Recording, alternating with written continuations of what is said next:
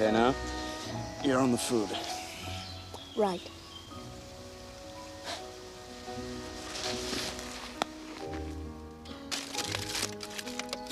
I hope you like tomatoes and bananas. You know, I think you must be the only person in the universe who'd buy a car and then cart a bicycle around with her. Well, it pays off, doesn't it? We could never have got the car down that little lane. We could never have found the summer house. And we could never have... Could we? I think we might have found a way.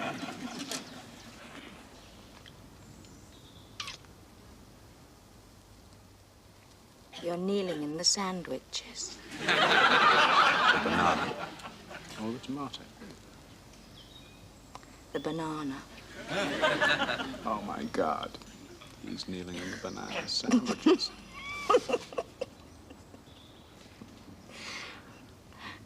You are real, aren't you? You won't disappear, will you? I believe you make me.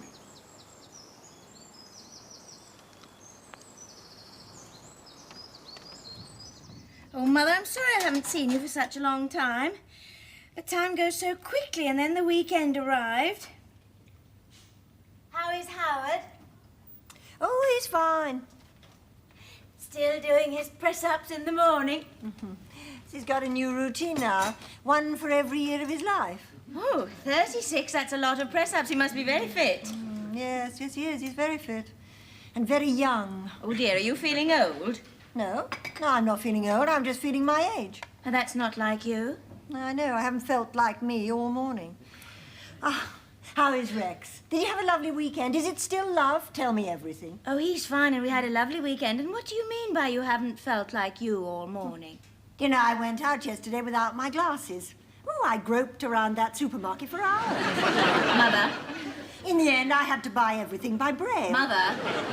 Gemma, I do wish you wouldn't talk to me like that. You know, you look so soft and gentle, and then this great voice comes out, Mother. It's like being savaged by a Pekingese. I've been to the doctor. I've not been feeling well. I've been feeling, well, not ill, but strange. Strange? What do you mean, strange? You mean you've got a strange pain? Where? He said it's the change. Mother, is that all? I thought for a moment you were really ill. Oh, I'm so glad you're not ill. Well, I was shattered. I've always avoided thinking about the menopause. Didn't seem to apply to me. It's nothing. Now, what does it mean, anyway, the change? I mean, what is going to change? My mind, my body, my shape? Nothing's going to change because you're going to be sensible about it. I mean, am I going to turn into a blob? You're a raver, and you know it. Well, the end of womanhood. Mother, it's not the end of womanhood. It's the end of worry. It's the body saying, I've done my work. Now I'm going to have a rest. Well, I don't think it's got any right. After all, it's me who's trapped inside it, and I'm not ready to rest. Oh, men, they seem to get away with everything. Oh, it happens to men, too, only they're so busy accusing us of it, they don't notice. Their bodies are so uncomplicated. I mean, but in spite of external appearances, you know, we have to carry around twice as much gear as they do. If that's because they're the aggressors and protectors, aren't they? I mean, if there's a war, men have to go out and fight for the women and the children, the home. Can you imagine soldiers rushing around with bras on? What would happen if they had the problems that we do each month? They'd be lying in the trenches crying. What if men got pregnant? Can you imagine a pregnant road driller? Yes, all the same, I can't help feeling that one by one the doors are closing. One by one the doors are opening. Not so long ago, I felt like a little machine, you know. Precision-made, engine running. Now I feel I've run out of oil. Mother, anyone would think you'd grown a beard or something. I'll give you the tablets, the doctor said. Oh, that's very reasonable. To top you up, he said. Why would you do that with old cups of tea? You see, you're obsessed by the word old. You know, Mrs. Kershaw at our office, she said that the moment her doctor mentioned the word menopause, she just felt all her hormones packing little bags and leaving. She said her face took on this pale, ground rice look. Her breast suddenly plunged down to her waist. And before he'd finished writing the prescription out, she was sitting there looking like an all-in wrestler. It's so unfair. I mean, I agree with most of the arrangements God has made for the human race, but I really think he could have been a bit more subtle about the decline of our sexuality. Oh, nonsense. Your sexuality won't decline. It'll probably improve. Yes, well, Anyway, oh, I'm pleased about you and Rex. You wait. After a couple of weeks, Howard won't be able to do any more press-ups in the morning. I wonder how animals feel. What? Well, animals, I just wonder how they feel when they're no longer able to run with the herd.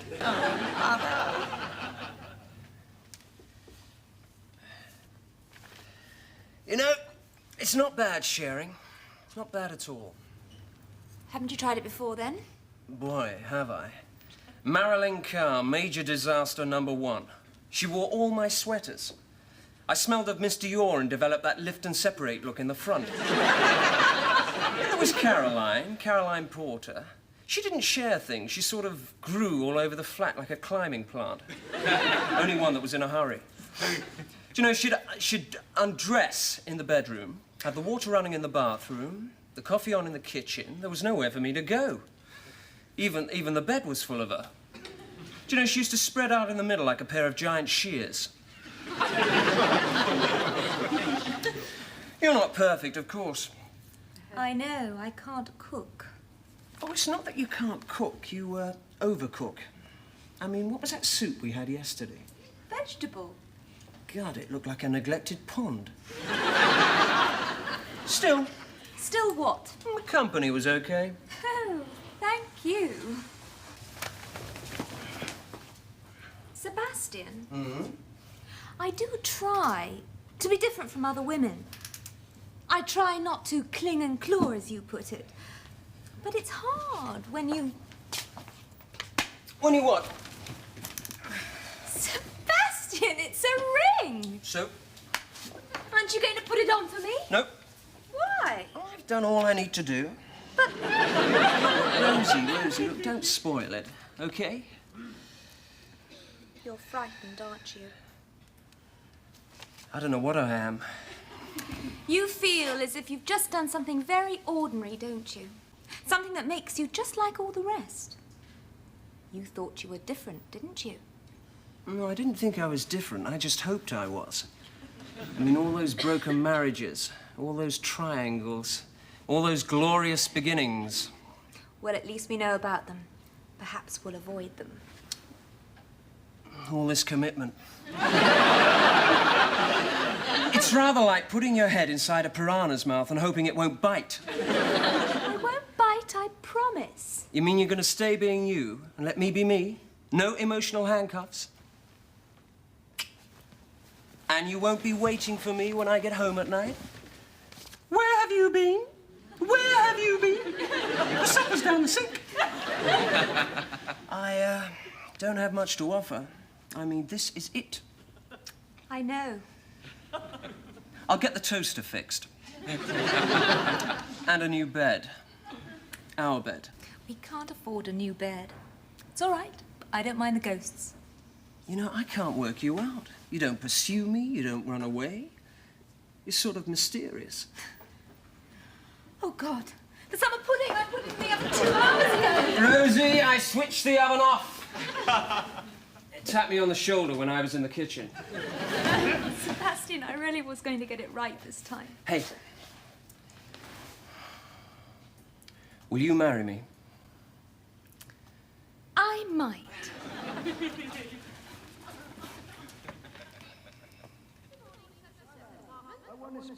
Morning, social service department. Yes, well, you know what I think about the social services, so you can piss off. I'll get rid of their kids, I'll get rid of my dogs. He's not really a thief, no.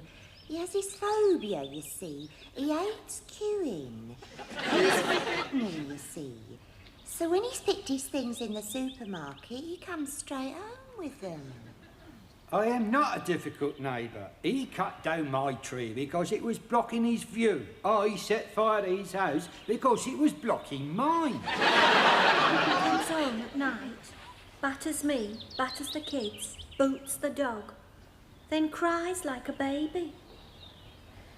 Proposed to me on a hill he did, on a warm day. There were bees and buttercups. If I'd known then what I know now. What are you looking at? I don't know.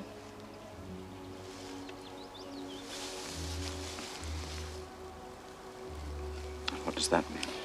It means I'm looking at you, and I don't know what I'm looking at.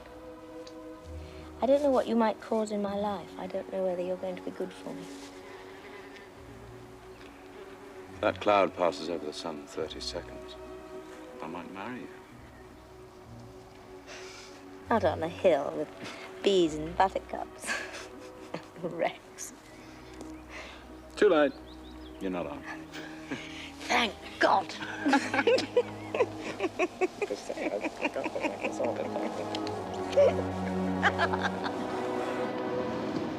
Dear Howard, I've gone away for a couple of days, just to think things out. Gemma is rather preoccupied these days, but if she rings tomorrow, make bright little excuses for me. I'll be back Friday. Don't worry, my darling.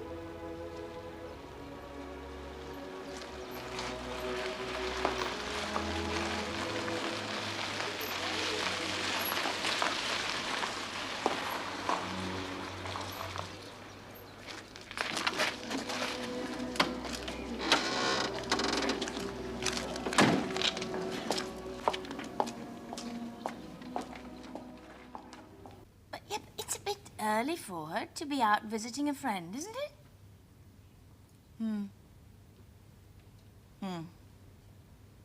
Yes, all right. Well, it's just that we usually have lunch today, only I'm tied up.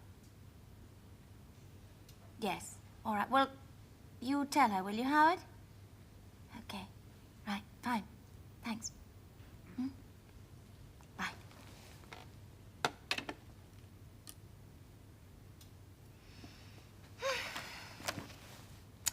Friday, nice day Friday.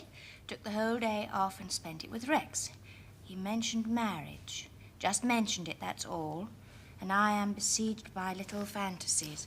White lace, black cars, cottages, coal flyers, and we two curled up like hamsters on our sofa. In an effort to frighten myself out of them, I imagined being pregnant. Oh, how wonderful to be desperately, unashamedly, and totally fat. Oh, God. Who is going to help me now?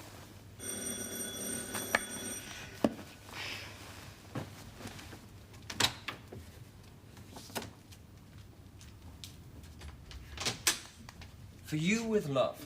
Oh, how lovely. I'm having a lie-in. What kind is it? A weed. It was growing through a crack in my windowsill.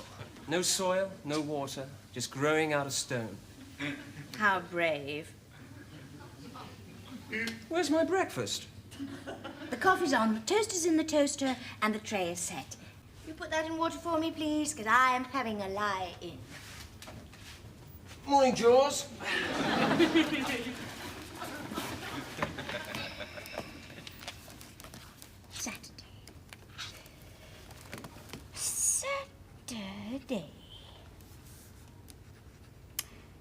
Saturday started with Sebastian.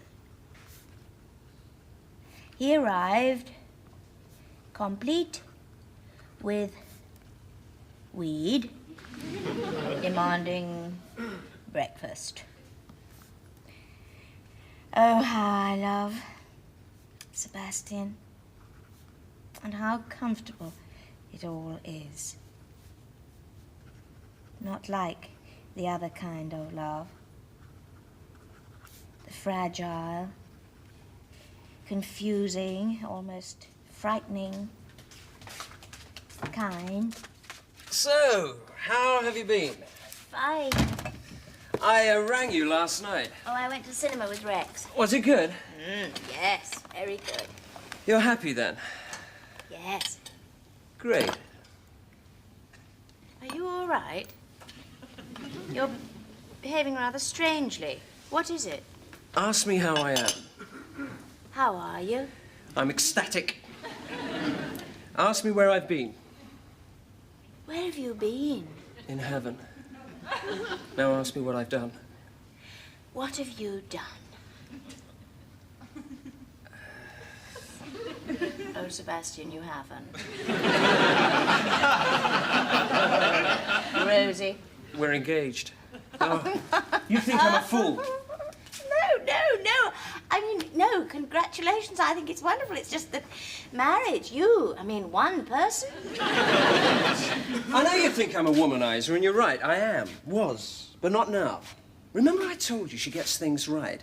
So it's not sudden and irrational. It's taken a whole week. Oh, well, I think it's lovely. I mean, really. It's not easy being desirable. Okay, so you can laugh, but that's how it's been.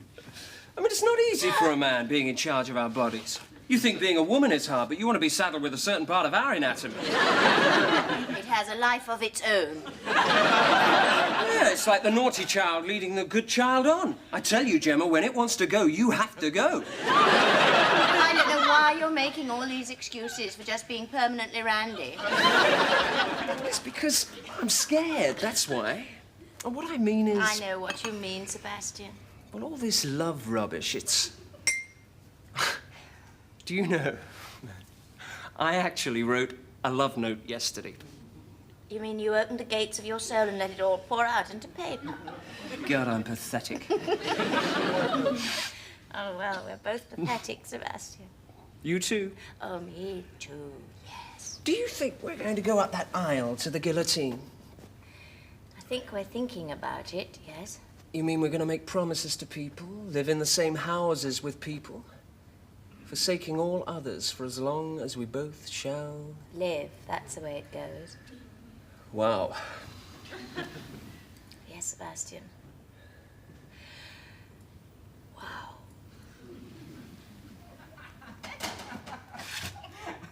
All right. So washing up is not my strong point. You're so particular. All that scrubbing and rinsing, my plates were terrified. I've lived alone too long. I bet when you were a little boy, all your toys stood to attention in their cupboard. Wrong.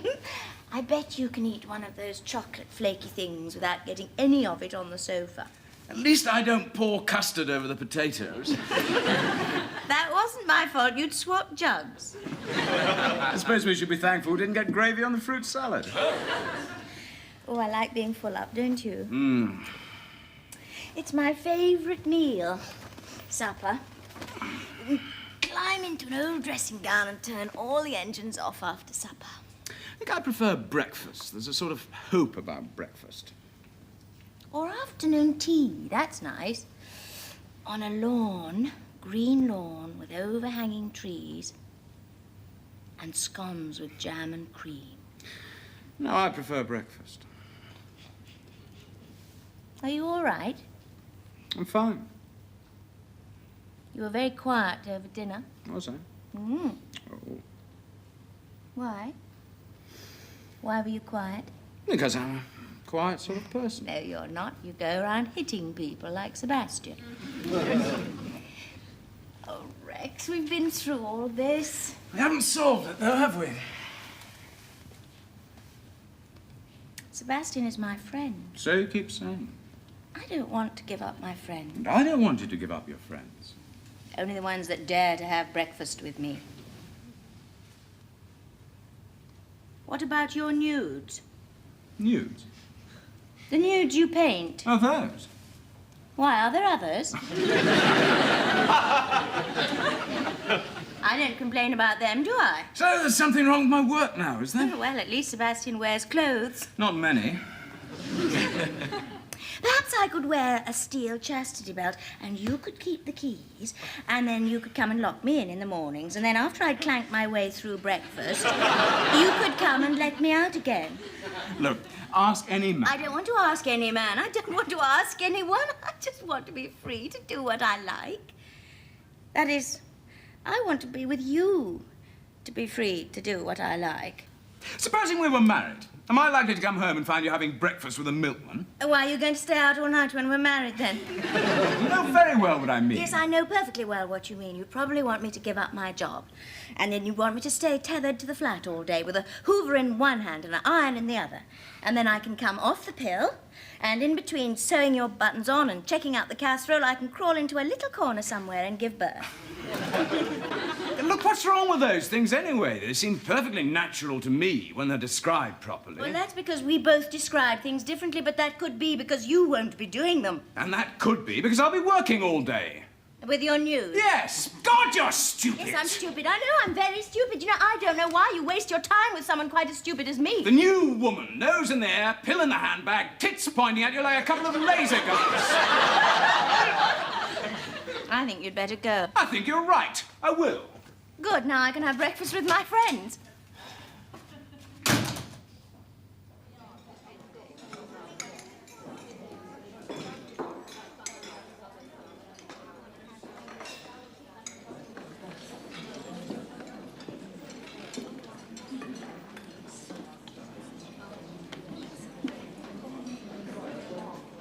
A gentleman asked me to give you this note, madam.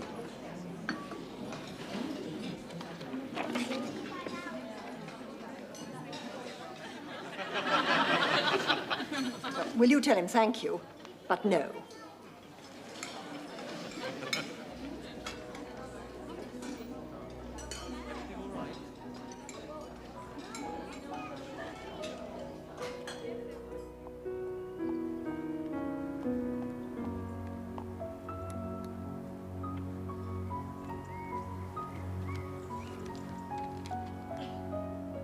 You silly old rat bag. What are you doing here alone? I booked into room 55.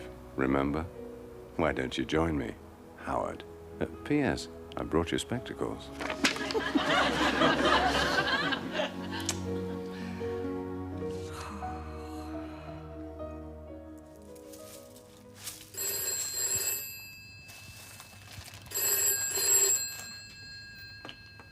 Hello?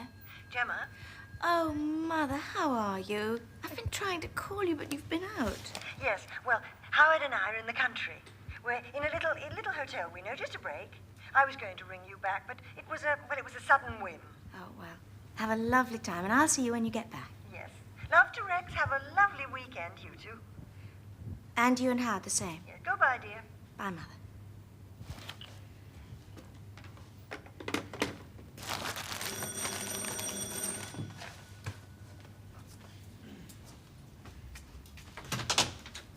Come in, breakfast ready. Gemma. Come in, close the door. I can't stay. It's Rosie. Oh, well, that's all right. Why didn't you tell me? Go on up back to her. I don't mind. I'll see you tomorrow. Tomorrow? No, I won't be able to come tomorrow either. I promised I wouldn't come down here again. Oh, I gave her hell. I said, don't you come the old puppeteer's act with me, sweetheart. When you've got me, you've got dynamite. I understand. Well, we've all got to settle down sometime, haven't we? Even free spirits like us. Yes. No use fighting against the great architect's plan. No. See you at the guillotine. See you.